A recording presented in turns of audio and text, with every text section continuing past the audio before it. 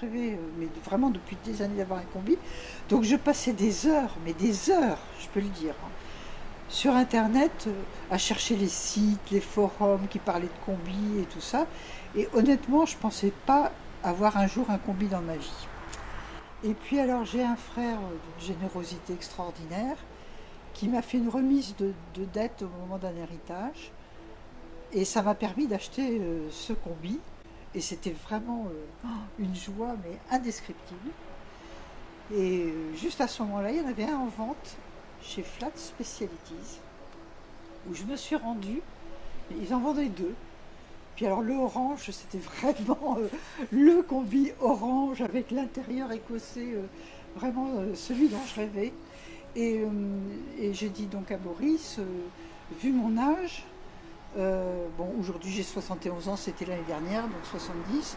Je voudrais un véhicule fiable afin de ne pas être trop embêtée si je voyage, parce que je ne sais pas bricoler, et puis que bon, à mon âge, je préfère voyager en toute sécurité. Ça, c'est la prise de possession du combi. En haut, c'est donc à Bréal, avec mon frère qui m'a fait ce somptueux cadeau, et Julien. Il nous explique un petit peu de trop.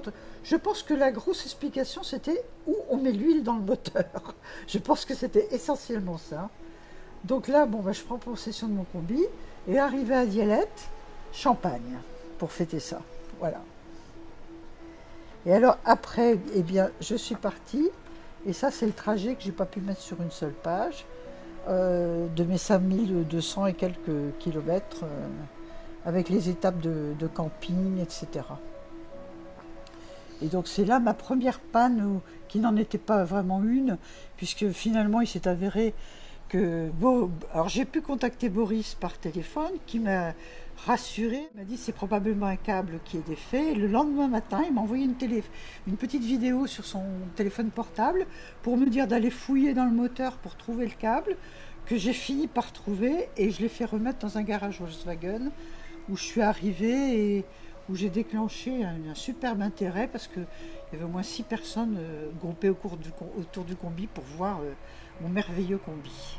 La première fois que j'ai démarré mon combi, fenêtre ouverte, les Rolling Stones à fond, et que j'ai roulé, j'étais la reine du monde. C'était génial, ouais, vraiment génial. J'étais trop contente, je me disais, mais les gens ils doivent se dire, mais pourquoi elle sourit comme ça? Parce que j'étais heureuse, quoi, tout simplement. Ouais. Et puis quand tu arrives dans un camping, les gens viennent systématiquement voir le combi et tout.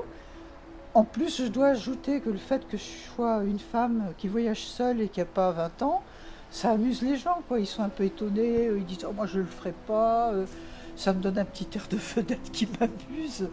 Bon, en même temps, je ne suis pas aventurière, c'est pas du tout aventurière, mais c'est marrant parce que les gens sont vraiment gentils, quoi. Ils sont... Là, je suis allée en Irlande, en Espagne, au Portugal et en Corse. Et là, je vais partir avec le combi, après-demain, pour l'Angleterre. Alors, j'ai choisi de passer par Calais parce que c'est quand même beaucoup, beaucoup moins cher.